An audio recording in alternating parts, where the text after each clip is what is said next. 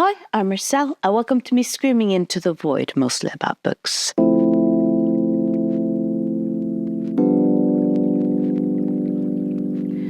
Ellen Made Book Club has made the diversity book bingo, and as someone who prides herself on trying to keep reading diversely, I thought, oh, that sounds like fun. I need to do that a try. Now, what I found interesting wasn't the book bingo in it and of itself, because that's quite standard, but the fact that she has two themes that she has a focus on.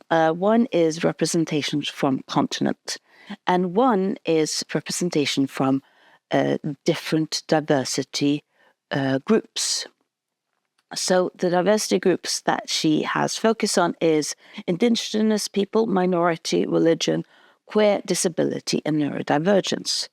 So she has said that you just need to read a book from each of these categories and from each of the continents. I decided to, well, if I'm going to do this, let's do it meta and properly and big. So I decided that I'm going to try and find, for example, a disability book from each continent. So from Africa, from Asia, from South America, North America, Europe, and Oceania. And I started with disability because, and she has, disability is different from neurodivergence, just to point it out. But disability is probably one of the categories that I have least experience with. I usually focus on ethnic minority, religious minority, queer literature, and neurodivergence and disability. I've probably read books by authors who have been neurodivergent and disabled, but I've never actively sought out authors from these groups. And it was a journey. It was a weird journey because it was much more difficult than I thought, mostly because the way I then needed to, I need to find someone with disability. So I just Google disabled authors. And usually what you got with that, if you're looking outside of the Anglo-American discourse, is books written in a way, here are a collection of voices, and this is about you treating me with respect. Charity almost books. And they're fine, they have their place, but that's not really what I wanted to read. So to end up with this list, I needed to go in and actively Google authors from Africa who are blind or deaf or are in a wheelchair, with the exception of the Asia representation, who I happened to stumble on due to other things. And so I found my book, I've read my books, but it has had I've had to answer some questions on the journey that I wasn't prepared to have to answer. I wasn't prepared that this was a thing. And I'm mostly just sharing my journey now with you, and I would love to know how you think about these questions, and aspects of it. So first of all, I'm just going to quickly read up the list of the books I have read for this bingo. I found Hunchback by Sao Ichikawa, who has congenital myopathy. She was my Asian representation, and she was Booker longlisted for 2025. So she was one that I already knew about. And then I have True Biz by Sarah Novak, who is deaf, who is my North American representation. The Romance Shop by Amy Levy, who became deaf later in life, who was my European representation. The Stream of Days by Taha Hussein, who became blind at 3 years old, who was my African representation. Book of Sand by Jorge Luis Borges, who became blind later in life, who was my South American representation. And Thrane by Dorothy Cottrell, who was in a wheelchair due to polio, who was my Oceania representation.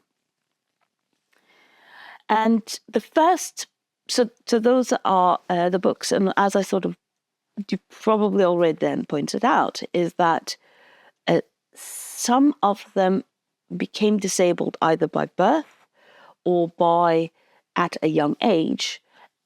And some became disabled later in life, especially Amy Levy and Jorge Borges. And that's that was the first question that I needed to figure out for myself. When does a disabled author count as a disabled author if the kid became disabled later in life?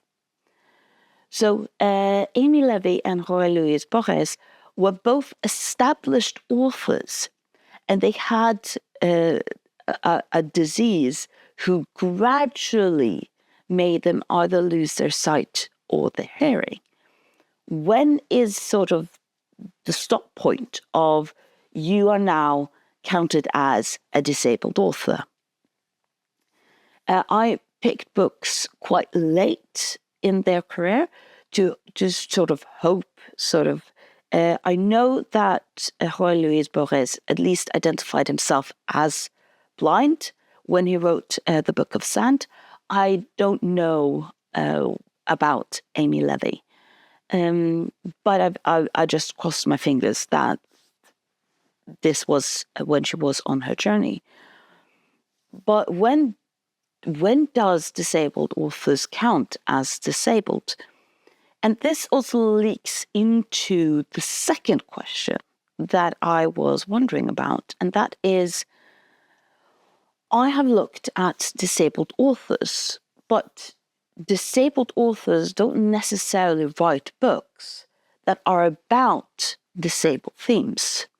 Or does me knowing that they are disabled read into something different in their stories than I otherwise would have done? And that's what I mean with I might have read books by disabled authors, but have no idea about it and therefore not read into it. Because the way authors talk about disability can be quite different. For example, Thrane by Dorothy Cottrell, I have absolutely no idea in what way that book, in any sense, reference to anything about being disabled or about polio or the consequences of polio. I read that book very much as an adventure story about being in the Australian outback. And that is very much how that book is talked about. So Dorothy Cottrell is listed as an Australian disabled author, but her book isn't talked about as disability literature. And then on the other side, you, for example, have the books by Sarah Novak, Sao Ichikawa, and Taha Hussein, who very much center the story with characters who are disabled. The Stream of Days by Taha Hussein is a memoir from his time as a student and the workings of being a blind male student. While Sao Ichikawa and Sarah Novak both center characters who have the same disability as themselves. So congenital myopathy for Sao Ichikawa in Hunchback, and deafness in True Biz by Sarah Novak. And both very much deal with questions and stories that you can absolutely interpret as disabled questions or stories. in Hunchback, it's about a woman who is in a wheelchair who writes erotic stories, and the question of, can she be seen by herself and by society as a sexual being? Are you a sexual being if you are a disabled woman? And with True Biz is very much about deaf education and deaf culture and access to deaf culture and deaf education. And she has these sort of stops in the story where she tells about the history around deaf education in North America. And that also makes sense considering, well, I had someone talk to me who works within special education, who pointed to me that being blind is very much a practical issue, but being deaf is very much a social issue. Because when you're deaf, you need to communicate in a different way than the populace at large. But being blind, you just don't get in the same information as the populace at large. So as someone who's blind, you're not really cut off from communicating with others, but you are sort of struggling with navigating. But being deaf means you need to have a different language to communicate, and the majority of people do not know that language. So that's why she sort of highlights the importance of access to it. For example, with one of the main characters, who is someone who is deaf, born to a family of hearing. So her parents don't know sign language and therefore don't really understand how to deal with a child who is deaf. Okay. So both those books, and of course Taha Hussein with his memoir, very much center around this is my experience with my disability, centered around characters who share my disability. But then we need to go back to Amy Levy and Jorge Luis Borges, who very much are the weird ones out, if you do not count Thrain by Dorothy Cottrell. Who's again also just... I feel almost sad for it because it's a fun book. It's geared towards a younger audience. But when I was writing the manuscript, and Thrain were like, "Oh, I need to remember that this is also a book in this discussion." But going back to Jorge Luis Borges and Amy Levy, because Book of Sand is a set of short stories. That's not uncommon for his writing. Most of his writing are short stories. And in his book, Book of Sand, only one character in one of the short stories are explicitly told as being blind. And the question, of course, is, should we then assume that all of the other characters in the other short stories are blind? Because we know that Borges at this time was blind. And in the case of The Romance Shop by Amy Levy, none of her characters are explicitly described as deaf. It's about a group of young women who decide to open up a photography studio, and then one at a time end up finding the love of their life. And there is one character sitting behind and sort of the last one left.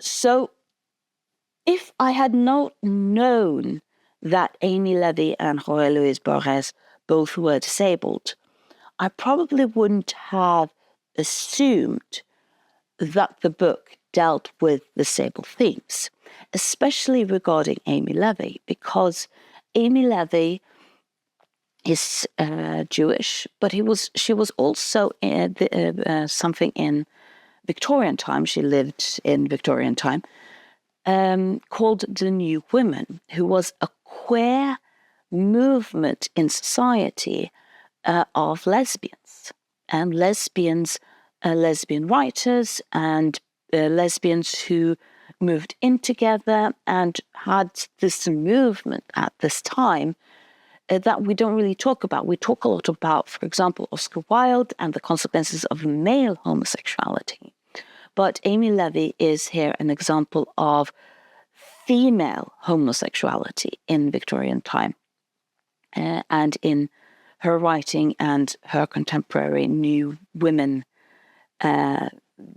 writing.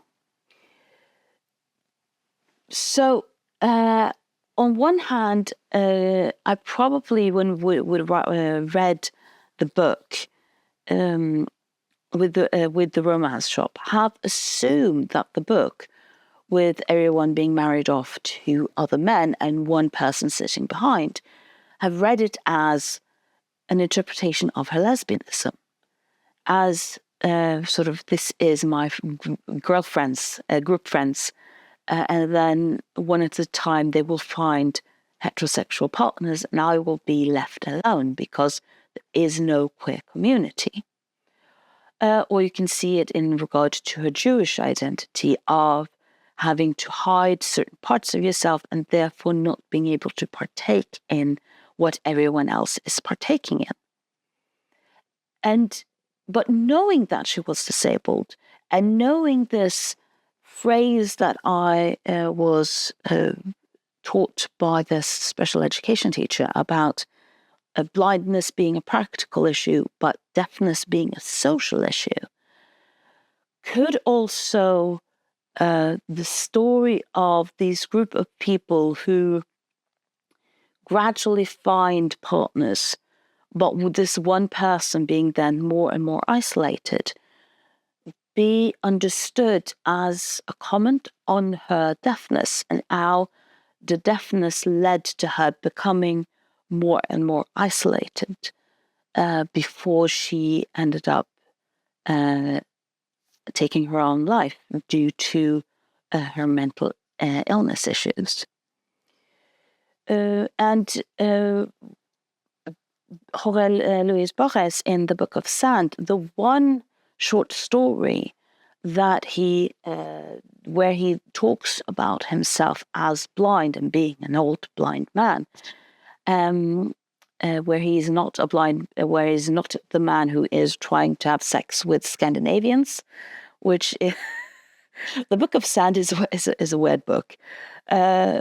And I'm going on a tangent now, because the Book of Sand is half about an exploration of time and what time is and how time impacts us, and half about an old man who has sex with Scandinavians. Do with that what you will. But going back to this aspect of time, he has a comment in this one short story where he says that when you are blind, time feels different. Time moves differently. And that made me think in regard to when he has, for example, the last short story, which is the one that gave the book its name, which is called The Book of Sand, which is about a man who meets a peddler and he buys a book from him. And the challenge is that this is a book that you can never open on the first page. You can never open it on the first page. You can always only read it in the middle, which is such a brilliant way of explaining time, that time is never something we can go back. We can never go back to the beginning of time. We can never go to the end of time. We are only here in the middle.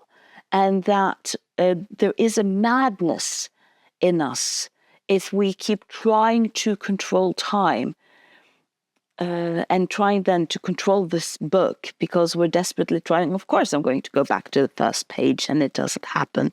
And then what happens to us and what happens to the book. And if you're not going to read, if you're not going to read the entire book, read that short story. And of course, knowing that he is blind, I made the questions of, well, is that the connection here? Is he fascinated with time as a theme? And that's actually a theme throughout several of his short stories, even if the Book of Sand does it the best. Is it something that he is sort of interested in discovering and wondering about because he is blind? The issue there, of course, is that time as a theme is something he has talked about in a lot of his short stories and in a lot of his books. So in one way, he, in this book, connects it with, as a blind person, time moves differently. And I'm not doubting that. But at the same time, time is something that he talks a lot about in his different books. So considering that he wasn't born blind, when does sort of this theme connect with his disability in regard to when he is disabled enough? Or is this something more of him being interested in time and his disability playing into how he understands it? And it's a journey, and I'm not angry. I love this. I love when books challenge me to think and reflect. Why do I think what I think? Why do I feel the way I feel? At the same time, I think I enjoyed reading the books. I didn't enjoy finding the books. I thought this is way too much hard work than it should be. We should not have such a hard time sort of understanding, finding, knowing about authors who are disabled. I know about both Amy Levy and Jorge Luis Borges before I did this project. I just didn't know they were disabled or became disabled later in life. So that sort of points to the fact that disability has not been on my radar, and clearly I don't have enough tools to really know what I'm doing. So those are some of the questions, some of my thoughts. What do you feel? What have you read if you are doing Elmade Book Club's Diversity Bingo? What type of disabled authors with disability have you read? And what do you think about the whole process? Leave your comments down below, and thank you for listening to me screaming into the void.